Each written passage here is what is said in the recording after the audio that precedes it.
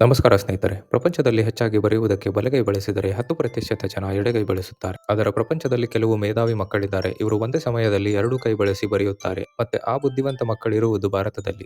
ಮಧ್ಯಪ್ರದೇಶದ ಸಿಂಗ್ರೌಲಿಯಲ್ಲಿರುವ ವೀಣಾವಾದಿನಿ ಎಂಬ ಶಾಲೆಯಲ್ಲಿ. ಈ ಶಾಲೆಯಲ್ಲಿ ಒಂದೆರಡಲ್ಲ ಸುಮಾರು 150 ವಿದ್ಯಾರ್ಥಿಯರು ಒಂದೇ ಸಮಯದಲ್ಲಿ ತಮ್ಮ ಎರಡೂ ಕೈ ಬಳಸಿ ಬರೆಯಬಲ್ಲರು. ಇದು ಭಾರತದ ಏಕೈಕ ಆಂಬಿಡೆಕ್ಸ್ಟ್ರಸ್ ಸ್ಕೂಲ್. ಅದಕ್ಕಿಂತ ಅಚ್ಚರಿ ಪಡುವ ವಿಷಯವೇನೆಂದರೆ ಈ ವಿದ್ಯಾರ್ಥಿಗಳು ಒಂದೇ ಸಮಯದಲ್ಲಿ ಒಂದು ಕೈಯಲ್ಲಿ ಇಂಗ್ಲಿಷ್ ಮತ್ತೊಂದು ಕೈಯಲ್ಲಿ ಸಂಸ್ಕೃತ ಹೀಗೆ 6 ಭಾಷೆಗಳಲ್ಲಿ ಬರೆಯಬಲ್ಲರು. ಮಕ್ಕಳಿಗಿರುವ ಈ ಸಾಮರ್ಥ್ಯಕ್ಕೆ ಆಂಬಿಡೆಕ್ಸ್ಟ್ರಸ್ ಅಂದ್ರೆ ಸವ್ಯಸಾಚಿ ಎಂದು ಕರೆಯುತ್ತಾರೆ. ಇವರ ಮೆದುಳಿನ ಎಡ ಮತ್ತು ಬಲಭಾಗ ಸಮ್ಮಿತಿಯಲ್ಲಿರುತ್ತದೆ. ಇಡೀ ಪ್ರಪಂಚದಲ್ಲಿ ಬರೀ 1% ಜನಕ್ಕೆ ಈ ಸಾಮರ್ಥ್ಯವಿರುತ್ತದೆ. ಈ ಶಾಲೆಯ ಸಂಸ್ಥಾಪಕರು ಹಾಗೂ ಪ್ರಾಂಶುಪಾಲರು ಆದ ವಿ.ಪಿ. ಶರ್ಮರವರು ನಿವೃತ್ತ ಸೇನೆಯ ಅಧಿಕಾರಿ. ಇವರು ಭಾರತದ ಮೊದಲನೆಯ ರಾಷ್ಟ್ರಪತಿಯವರಾದ ಡಾಕ್ಟರ್ ರಾಜೇಂದ್ರ ಪ್ರಸಾದ್ ರವರ ಸವ್ಯಸಾಚಿ ಗುಣದಿಂದ ಪ್ರಭಾವಿತರಾಗಿ ಈ ಶಾಲೆಯ ವಿದ್ಯಾರ್ಥಿಗಳಿಗೆ ತರಬೇತಿ ನೀಡುತ್ತಿದ್ದಾರೆ. ನ್ಯೂರೋಲಾಜಿಸ್ಟರ ಪ್ರಕಾರ ಈ ಸಾಮರ್ಥ್ಯವುಳ್ಳ ಮಕ್ಕಳು ತಮ್ಮ ಮೆದುಳಿನ ಎರಡು ಭಾಗವನ್ನು ಸಮತೋಲನದಲ್ಲಿ ಬಳಸುವುದರಿಂದ ಇವರು ಬೇರೆ ಮಕ್ಕಳಿಗಿಂತ ಹೆಚ್ಚು ಬುದ್ಧಿವಂತರಾಗಿರುತ್ತಾರೆ. ಧನ್ಯವಾದಗಳು.